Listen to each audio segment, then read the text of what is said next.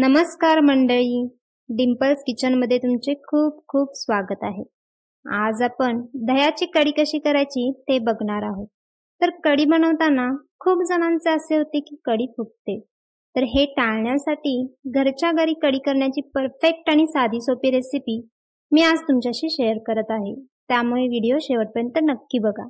तर चला रेसिपीला सुरुवात करूया। सगळ्यात आधी इथे मी अर्धा वाटी दही घेतले आहे। हे दही असे छान फेटून घ्यायचे आहे, म्हणजे कढी बनवताना त्याच्या गुट्या तयार होत नाहीत।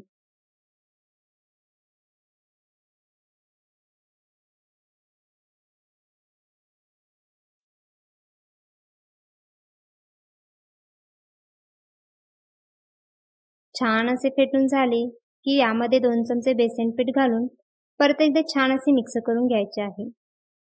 इथेही बेसन पिठाच्या गुट्या तयार होणार नाहीत याची काळजी घ्या।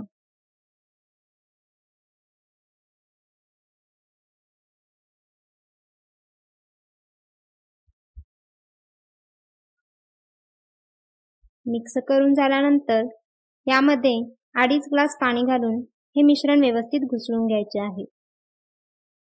इथे तुम्ही आधी दह्याचे ताक बनवून नंतर फोडणी देऊन झाली की मग ही बेसन पीठची पेस्ट त्यात घातली तरी चालते, पण ही पद्धत त्यापेक्षा सोपी पडते।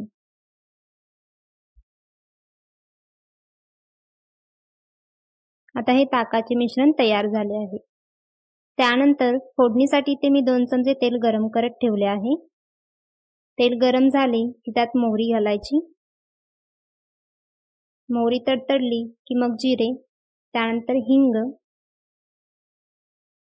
इथे मी 6 ते 7 लसणाच्या पाकळ्या आणि 2 हिरव्या मिरच्याही ठेचून घेतल्या आहेत, तेही यात घालायचे आहे।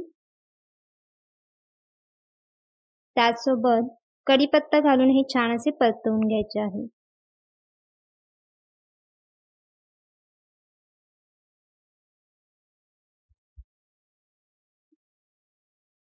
त्यानंतर हळद घालून मिक्स करून घ्यायचे।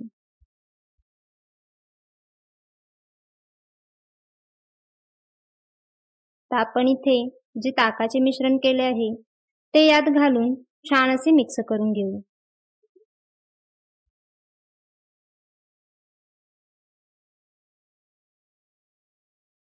कढी फुटू नये यासाठी मध्यम आचेवरच कढी उकळून घ्यायची आणि चमच्याच्या सहाय्याने ढवळत राहा।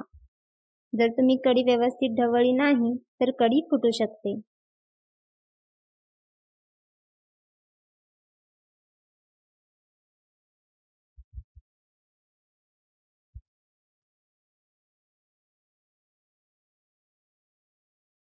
त्याचसोबत चवीनुसार मीठ घालून छान अशी उकळी काढून घ्यायची आहे।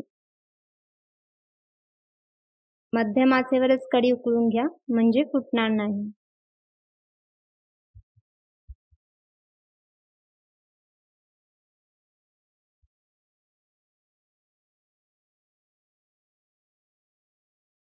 इथे तुम्ही बघू शकता कढी अजिबात फुटली गेली नाही आहे।